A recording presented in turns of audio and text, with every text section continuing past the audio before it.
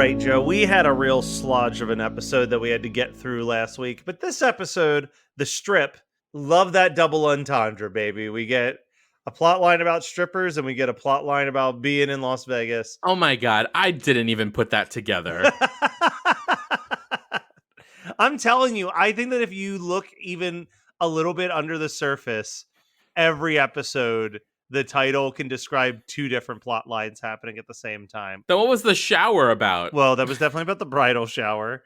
And was it the shower of hate that you felt because Oliver's not the big bad? Yeah, that's probably it. That's probably definitely it. All right, here we go.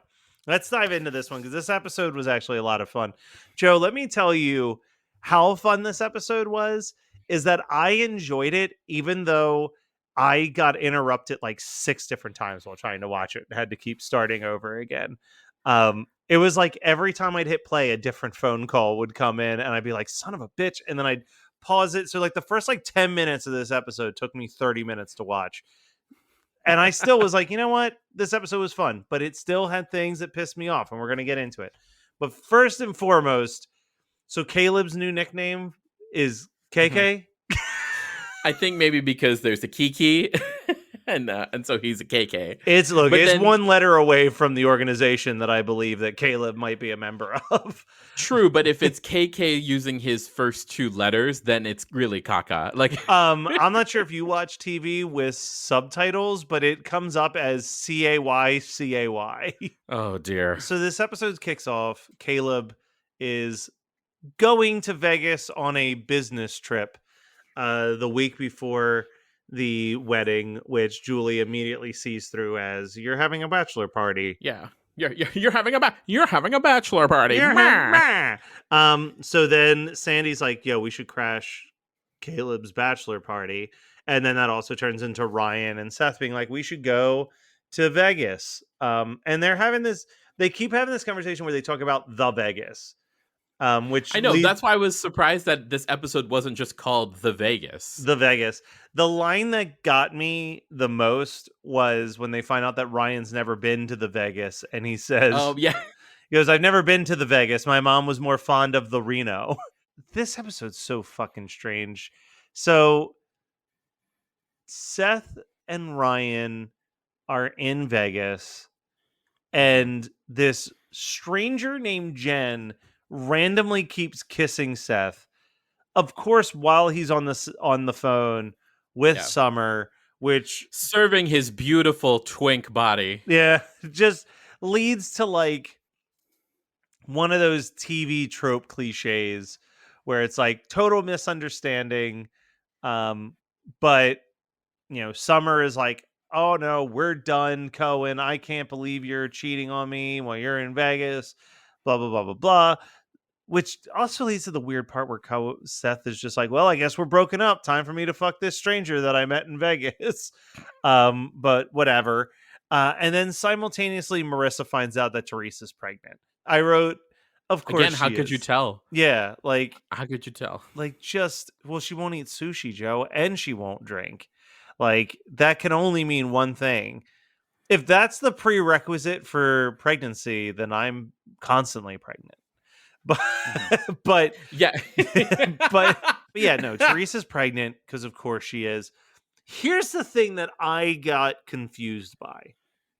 Mm-hmm.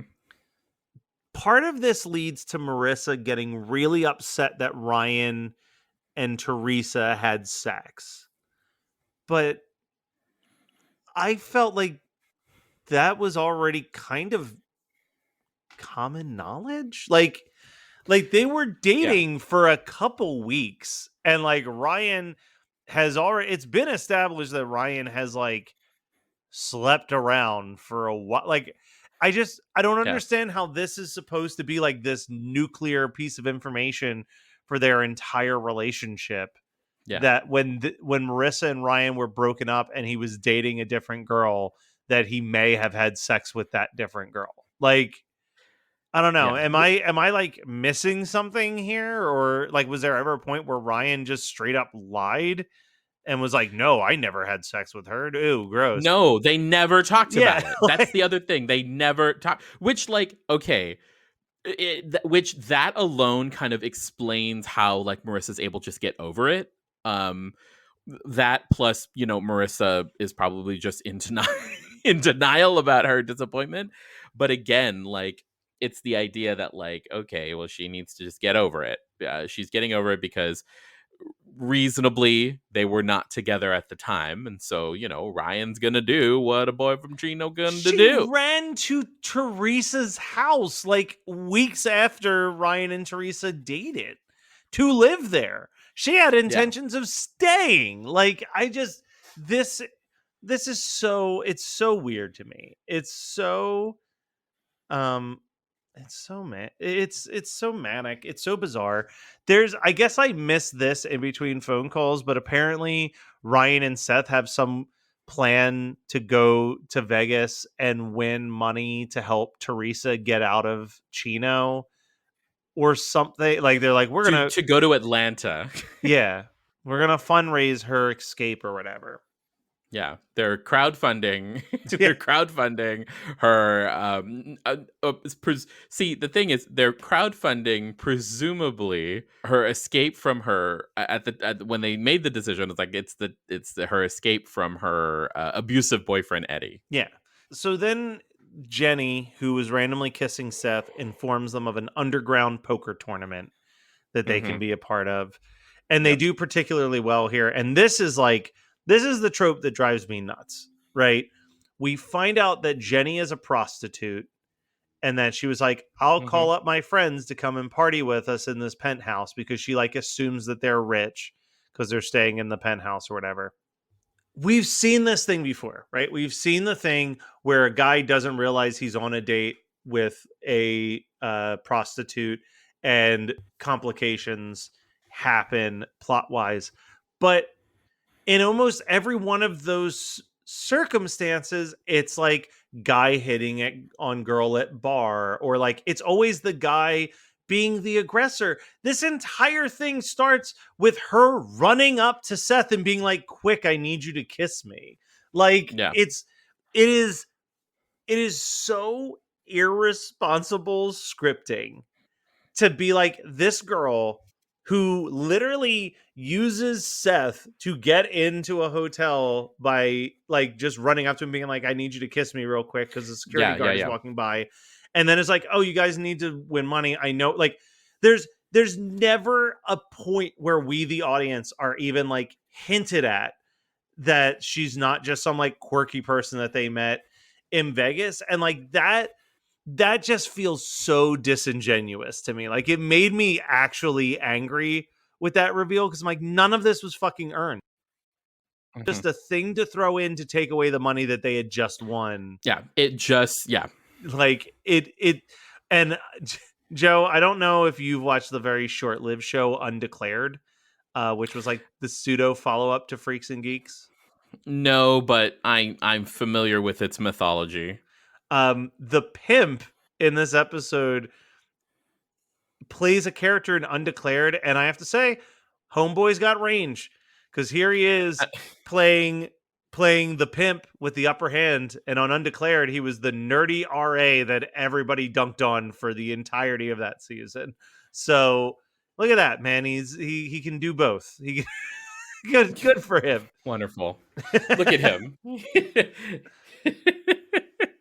And then there's like a subplot of like Julie Cooper and Haley, or Haley and Kirsten are throwing a bachelorette party for Julie Cooper that involves 4 firemen strippers.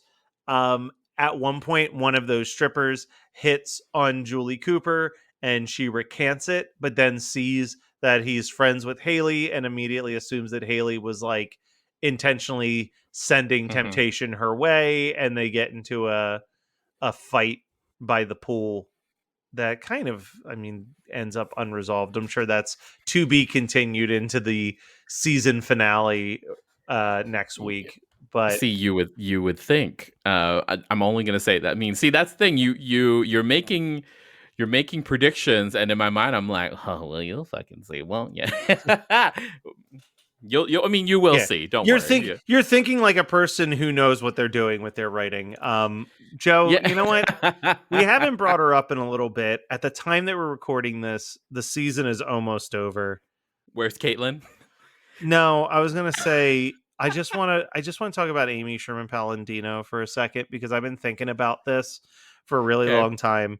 And I was thinking about the Gilmore Guys and how much we love that podcast and how much that podcast builds this mythos of Amy Sherman Palladino as a writer. Um, and the first season of Marvelous Mrs. Maisel, I genuinely would go to bat and say is the one of the greatest seasons of any television show I've ever watched. It's so good. Amy Sherman Palladino can't end shit. Like Yeah. she doesn't know how to wrap up a story. She doesn't understand pacing. She doesn't understand like where plot should land.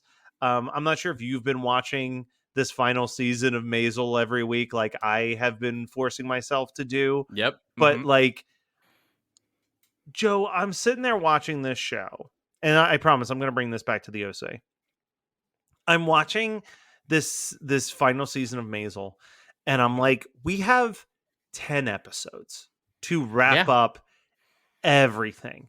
Why is there a whole episode dedicated to Abe and a bunch of Jewish men trying to do a fake rescue mission for Joel's ex-girlfriend in some other foreign country, just like eating up time with absolute absurdity and no plot progression to be found anywhere? This is how I feel thinking that this is the penultimate episode of this season. Like, I'm having fun. It's goofy and silly, but there is a possibility that they weren't going to get renewed for another season. Like, probably not by this point, but like realistically, Yeah. anything could happen. This is really like the episode that you're like, this will get them hooked for that big potential series finale of the OC. Yes, and it's all riding on the fucking baby, right? Like it's Yeah. all riding on that. And so first of all, I really love that you just took us on a whole fucking journey to express your disappointment. Subsequent seasons of Maisel are better than the first season, in my opinion. Like I also love I love the touring, and I love the Europe trip. I love the everything in the Catskills and all I that stuff. love all of that stuff. Don't get me wrong. What I mean is like if there was only just that one season of Maisel and there was True. nothing like as a singular season of television, it hits all of the beats that you want to. And if there was never seasons beyond that, it would still feel like a contained story, which I think is great. I guess that also ties to the OC because where we're at right now, I just feel like there is zero chance that when I finish next week's episode, that I'm going to feel like, well, if they never got any other seasons, they really tied up all the loose ends because there's just too many goddamn loose ends right now. See, but like it's difficult for us to think about that because we know that it did its job. We know that it created enough interest and buzz that they wanted to have a second season. The second season's so much stronger than, in my opinion, in many ways in the first season. Hello everyone, we're Superhero Stuff You Should Know, and if you think you know about superheroes and comic books, think again. We got romance, we got action, Romance? we got comedy, we got everything you need, man. Come on down to Superhero Stuff You Should Know for all your superhero needs. I don't know about this romance. What part are you talking about? We've got all kinds of sketches, and then deep dives on top of that. Come on down to Superhero Stuff You Should Know. All right, so come on down to... Wait, why did I say come on down? To Superhero Stuff You Should Know. I gotta tell you. Well, they're padding for at least 5 less episodes, too, which probably helps. True. So in the last episode, I mentioned that, reaffirming my thesis that, season 1 is about the call of, Ryan not fitting in and finding his place and still being, still having one foot in both worlds. And I said that love is the anchor that's keeping him still to Chino, a former love. You know what else is a really great anchor? A fucking baby. Yeah, but there's there is zero. This is the downside of knowing that this show ran for 4 seasons and even without ever watching any. It's like there's this has zero stakes to me because I'm like, there is Yeah. absolutely no chance. There is absolutely no chance that by season 4, I'm watching Ryan Atwood hang out with his 3-year-old kid. Like, there's like, Right. like it's like I absolutely put my foot down in the sand, being like, I would know that by Yeah. like if the OC just randomly turned into Parenthood with Ryan Atwood for 3 seasons, I feel like I would have caught that conversation. So like Yeah. this potential cliffhanger / bombshell, I'm like, look, I don't know how they're gonna write this baby out. I don't care if they find out it's Eddie's. I don't care if they go in the really unclassy thing where it's like she loses the baby and it doesn't matter either way. But I'm like, Yeah. Ryan Atwood is not raising a child. Like, Yeah. that It's is like Ryan Atwood is not gonna be there. yeah, like I would put every penny that I have in the bank right now on Ryan Atwood will not have a child in the second season running around in his life. So it all feels pointless and stupid. And like, also, guys, use condoms. Jesus fucking Christ. Like, Hey, Ryan likes a bear. Like, that's you know, they call him Raw Ryan. yeah. That's how they do it. That's Chino style. That's what I'm going to propose to a future girlfriend. Hey, girl, you want to do a Chino style? Like Can this be the TikTok poll? Yeah. Please make this be the TikTok poll. I like to live dangerously, girl. It's like, oh yeah. It's like, well, forget the rhythm method. We got Chino style. We do. Oh God. I do think that the ending of Vegas is really satisfying. Ryan basically hustling them, losing a shit ton of money on purpose to lull angry trucker hat into a sense of security, and then immediate jump cut to him wearing the trucker hat and like just kind of being like, yeah, he took it, he swept the floor with him, Joe. But see, like, so speaking of trucker hats, don't you just love how this episode had like all those early aughts cliches? It had the Hard Rock Hotel, or no, was it the Palms? Or were the Palms the Hard Rock? It was Hard Rock it was Hard Rock Casino. The Hard Rock. Yeah, we got the Hard Rock Hotel and Casino, which was like, you know, so it was the it thing for that time period. It is like now it's the shit thing in Vegas. But like it was the it thing then. It was so much buzz. It was probably one of the like the beginning of this modern age of hotels and travel and luxury. So, and this is again a pre Hangover universe. So you know, Vegas won't really hit its like heyday until we get to its modern heyday until we get post Hangover. But so we got the Hard Rock Hotel with the bowling alley. We got Texas Hold'em home games. Yeah.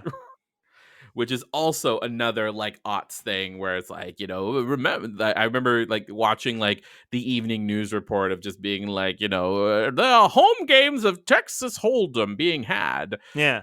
What is this game? I can't play cards to save my fucking life. And I even played a couple games of Texas Hold'em in friends' basements because it was just like we would do like $20 games, you know, like nickel bet games or whatever. Yeah. And I was garbage at it. I showed up knowing that I wasn't going home with $20 still in my pocket. Yeah. Like that was for sure. I mean, there were Saturdays where I was in a friend's basement and he was just watching World Series of Poker on TV. Yeah. Like, yeah, this was definitely that time period where that was popping off in a big way out of nowhere again.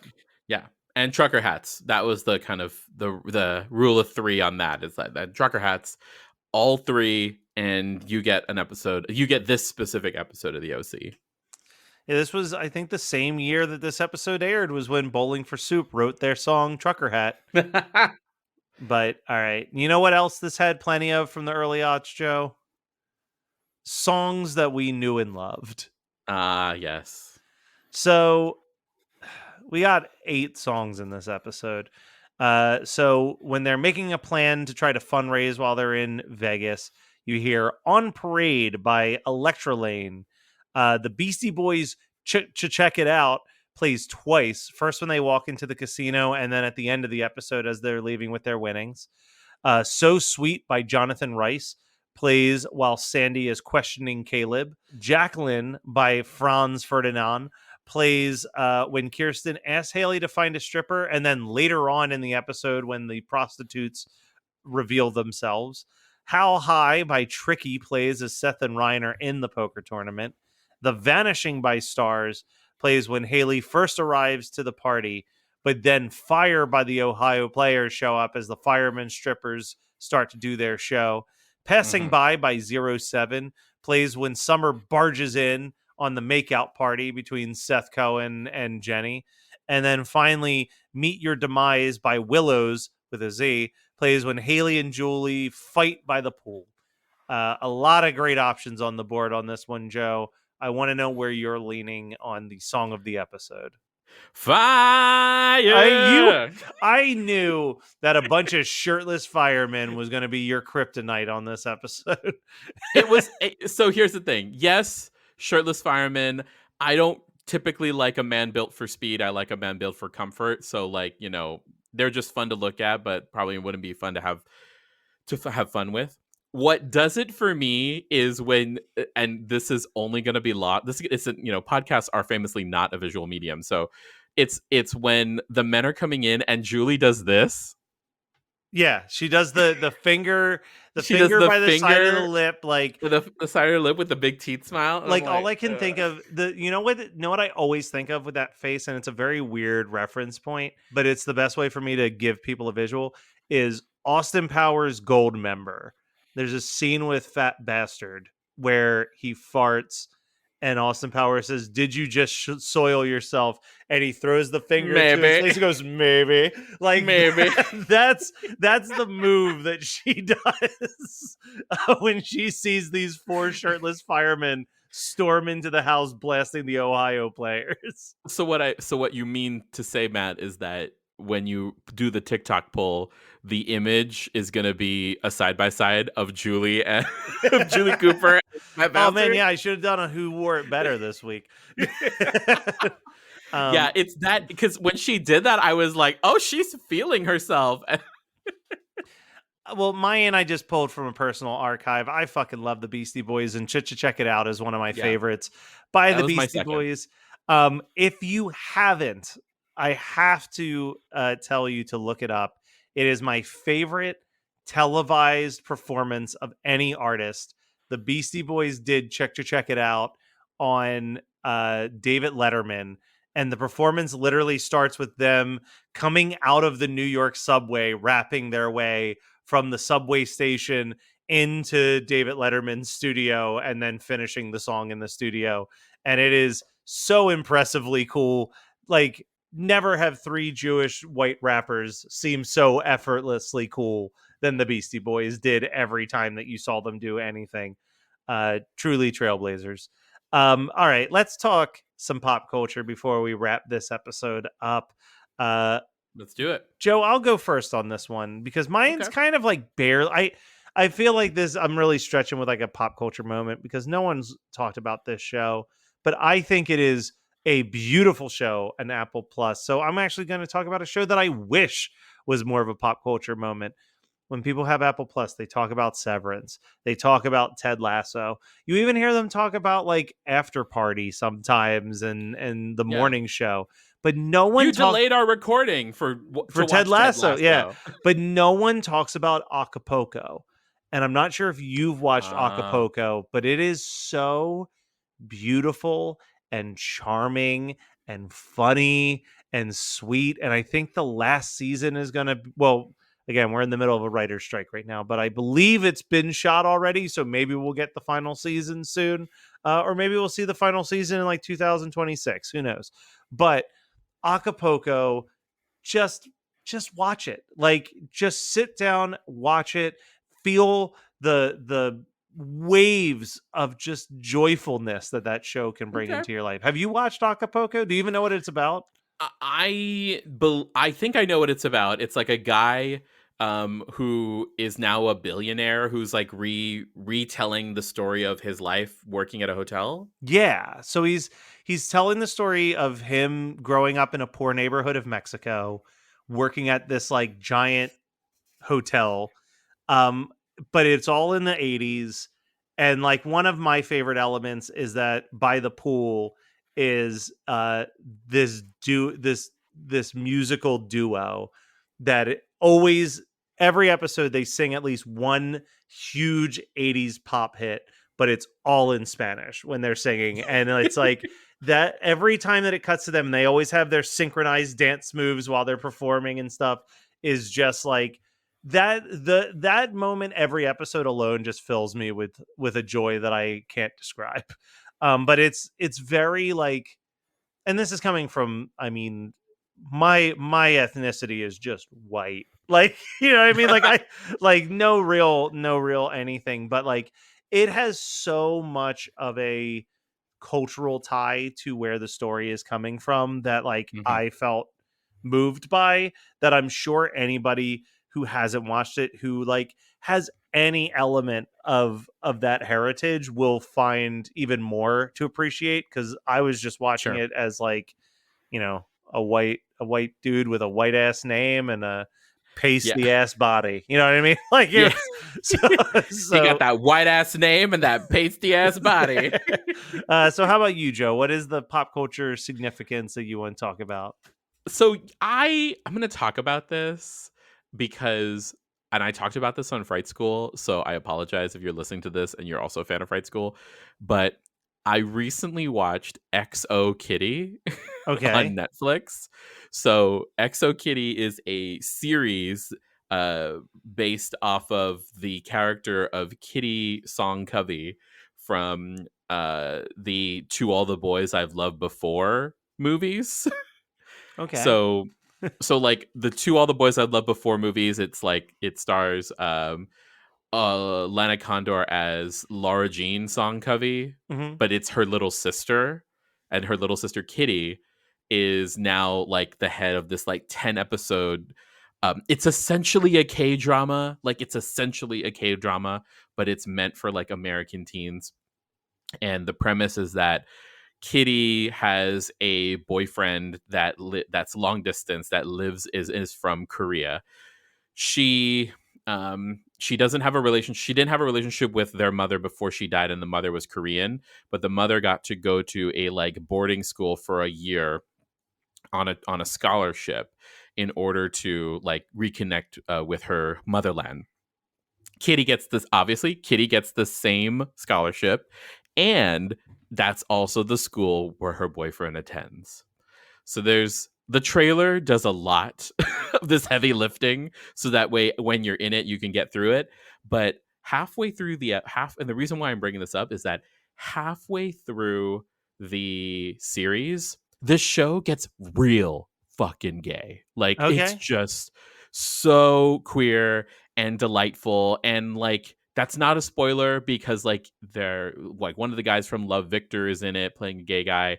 Like it's just has a real fun and queer sensibility, and it like made me like miss Heartstopper and like really looking forward to the new season of Heartstopper. And it's like right before Pride season. As of recording this, we're recording this still in May. It's right before Pride season, so I'm just like getting excited for like everything gay to happen in June. So that is why I'm all about XO Kitty. Also, I watched it with my sister, and we basically binged it in one evening. Um, and yeah, it was just so freaking fascinating to see where they're going with it. And like, it's not a great show, like But that doesn't that's not a barometer for anything. You know what I no, it's mean? not a Like great show, but it's fun. some things can just be good. They don't Yeah. it's that's there for a long time. Currently like the Geekscape mantra is the don't hate create. But for Hmm. a really long time it was it's okay to like things. Like Yeah. you know what I mean? Like it's just like there's way Yeah. too much internet journalism that's just like this thing is stupid for these illogical reasons. It's like or Yeah. sometimes we just need something stupid that's not great that we can just put on and enjoy anyway. Like it's okay to enjoy things that aren't like 5-star masterpiece. Well, like here's what I'll say. I will watch a show like New Girl way more times than I will rewatch Succession. Now, is Succession undeniably the best written show on television right now? Yes. It's also not fucking fun to watch. So Yeah. I support you, and I will add that to my list. I mean, I've got a long ass Netflix list right now, but I will put it on there in solidarity. Add it. Well, have you watched the other movies? Have you watched To All the Boys movies? I haven't. You don't need to. So Okay. you don't need to. It's not a requirement. It'll just add extra texture. Let's put Okay. it that way. All right. Well, I will add it, and I will enjoy it. And Joe, next week's it. I mean, not it. We've got a 70 something more episodes to watch for the podcast, but it is the end of the 4 seasons that we call season 1 of the OC. Yes. And the start of what you promised to be a far better second season. So I'm ready. I'm excited.